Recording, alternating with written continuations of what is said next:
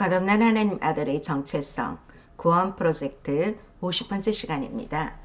오늘은 거듭남의 의미에 대해서 함께 나눠보도록 하겠습니다. 니고데모라는 사람이 바리새인으로서 이스라엘의 선생이었습니다. 그가 밤중에 조용히 예수님을 찾아왔습니다. 예수님이 행하신 표적에 관심을 가지고 예수님과 대화를 했습니다. 예수님은 직설적으로 사람이 거듭나지 아니하면 하나님의 나라를 볼 수 없다고 말씀하셨습니다. 한마디로 말하면 모세의 율법은 아무리 지켜도 천국에 갈 수 없고 물과 성령으로 다시 나야 한다고 말씀하셨습니다. 니고데모는 사람이 늙으면 어떻게 다시 날 수 있습니까? 두 번째 모태에 들어갔다가 날 수 있는지 예수님께 물었습니다. 거듭남의 진리를 올바로 깨닫고 믿는 것이 우리가 신앙생활을 하는데 가장 중요한 기본입니다. 거듭난다는 말의 의미가 무엇일까요? 이 거듭난다는 말을 헬라어로 아노덴이란 말로 여러 가지 의미가 있습니다. 먼저 위에서 하나님으로부터 난다는 의미가 있습니다. 요한복음 8장 23절에 보면 예수께서 이르시되 너희는 아래에서 났고 나는 위에서 났으며 너희는 이 세상에 속하였고 나는 이 세상에 속하지 아니하였느니라 그렇게 말씀하셨습니다. 예수님께서 위로부터 오셨다는 것은 곧 하나님으로부터 오셨다는 의미입니다. 우리 성도들은 혈통으로나 사람의 뜻으로 나지 아니하고 오직 예수님의 믿는 믿음으로 하나님께로부터 나서 하나님의 자녀가 되어야만이 구원받을 수 있다는 것입니다. 또한 요한복음 1장 12절에서 13절에 보면 영접하는 자, 곧 그 이름을 믿는 자들에게는 하나님의 자녀가 되는 권세를 주셨으니 이는 혈통으로나 육정으로나 사람의 뜻으로 나지 아니하고 오직 하나님께로부터 난 자들이니라. 자, 여기서 중생은 하나님이 베푸시는 전적인 하나님의 은혜요 은총입니다. 그러므로 우리 인간의 지식, 돈, 노력, 선행, 심신수련, 고행 그 어떤 인간적인 노력으로도 절대로 하나님으로부터 거듭날 수 없다는 사실입니다. 세상적인 인간의 노력으로 율법을 다 지킨다고 해도 하나님의 본질로부터 다시 중생할 수가 없습니다. 이 거듭나는 사건은 인간행위 차원의 역사에서 일어나는 것이 아니고 전적으로 하나님의 영역에 속하는 하나님이 하시는 사역입니다. 그러므로 구원은 하나님께서 주시는 선물입니다. 또 예수로부터 처음 난다는 의미를 가지고 있습니다. 거듭남의 의미가 그렇다는 것입니다. 이 아노데는 처음부터 난다 그런 의미를 가지고 있습니다. 이 태초란 말은 만물의 본질이라는 뜻입니다. 참고로 히브리어로는 베르시트 그렇게 말합니다. 이 태초란 말이 그렇게 시작이 됩니다. 요한복음 1장 1절에 보면 태초에 이 만물의 시작, 태초의 말씀은 예수 그리스도이십니다. 태초에 말씀이 계시니라. 이 말씀이 하나님과 함께 계셨으니 이 말씀은 곧 하나님이시니라. 이 거듭난 하나님의 아들의 처음 본질은 예수 그리스도에게 있다는 것입니다. 그래서 요한은 중생한 하나님의 아들의 본질을 로고스인 예수 그리스도라고 그렇게 언급하고 있습니다. 또 요한복음 1장 3절에 보면 만물이 그로 말미암아 지은 바 되었으니 지은 것이 하나도 그가 없이는 된 것이 없느니라. 마찬가지로 이 중생한 하나님의 아들 된 성도들은 예수님으로 말미암아 다시 거듭난 것입니다. 그러므로 이 거듭난다는 것은 예수 그리스도로부터 새로 난다는 뜻입니다. 중생한 하나님의 아들의 태초와 근본은 바로 예수 그리스도라는 사실입니다. 베드로전서 1장 3절에도 보면 우리 주 예수 그리스도의 아버지 하나님을 찬송하리로다. 그의 많으신 긍휼대로 예수 그리스도를 죽은 자 가운데서 부활하게 하심으로 말미암아 우리를 거듭나게 하사 산 소망이 있게 하시며 아멘. 또한 이 거듭남의 의미는 다시 새로 난다는 뜻을 가지고 있습니다. 이 거듭난다는 것은 새로 난다는 뜻입니다.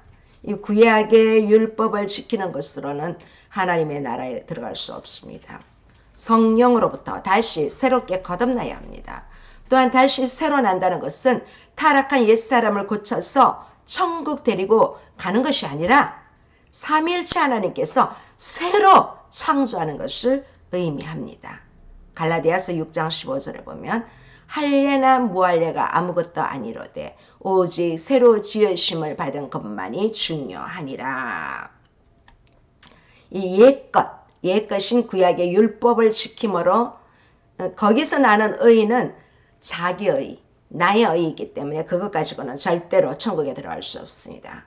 하나님의 의는 예수 그리스도를 믿음으로 말미암아 나는 의를 말합니다. 하나님께서 예수 그리스도를 믿는 믿음을 의로 여기셨습니다. 아브라함에게도 그렇게 하였습니다.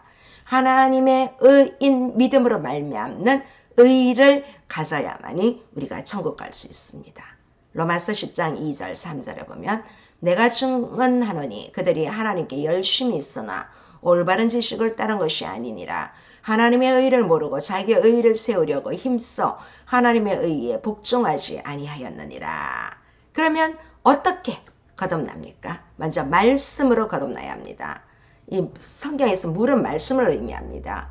성령께서 감화감동하신 말씀으로 거듭나야 합니다.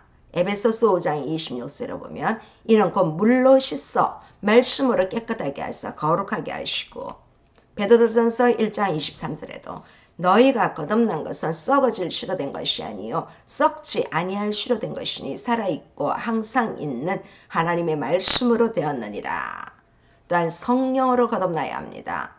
이 성령으로 위로부터 다시 새롭게 태어나는 일은 사람의 자연의지와는 전혀 상관없는 일입니다. 이 성령으로 거듭난다는 것은 사람의 일이 아니고 하나님의 절대적인 주권의지에 속한 일입니다. 이 거듭나는 것은 인간의 어떤 조건이나 노력 이런 것이 방법에 있지 아니하고 또 전적으로 하나님의 은혜에 있다는 것입니다. 요한복음 3장 5절에 보면 예수께서 대답하시되 진실로 진실로 너에게 이르노니 사람이 물과 성령으로 나지 아니하면 하나님의 나라에 들어갈 수 없느니라. 또한 거듭나기 위해서는 말씀과 성령으로 예수님 믿는 순간 거듭납니다. 요한일서 5장 1절에 보면 예수께서 그리스도이심을 믿는 자마다 하나님께로부터 난 자니 또한 낳으신 이를 사랑하는 자마다 그에게서 난 자를 사랑하느니라. 또한 거듭날 때 예수님의 생명이 내 안에 들어옵니다.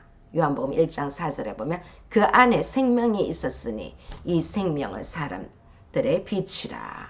또한 거듭날 때 아들의 영이 들어옵니다. 갈라디아서 4장 6절에 보면 너희가 아들임으로 하나님이 그 아들의 영을 우리 마음에 보내사 아빠 아버지라 부르게 하셨느니라. 또한 영으로 난 것이 영입니다. 우리 육체가 중생하는 것이 아니라 우리 영혼이 중생합니다. 육은 십자가에 우리가 못을 박아야 합니다. 그리고 우리가 아무리 수양해도 아무리 선행을 해도 안 됩니다. 중생은 사람의 육적인 노력으로는 절대로 할 수가 없습니다. 중생은 전적으로 하나님이 베푸시는 영원한 은혜입니다.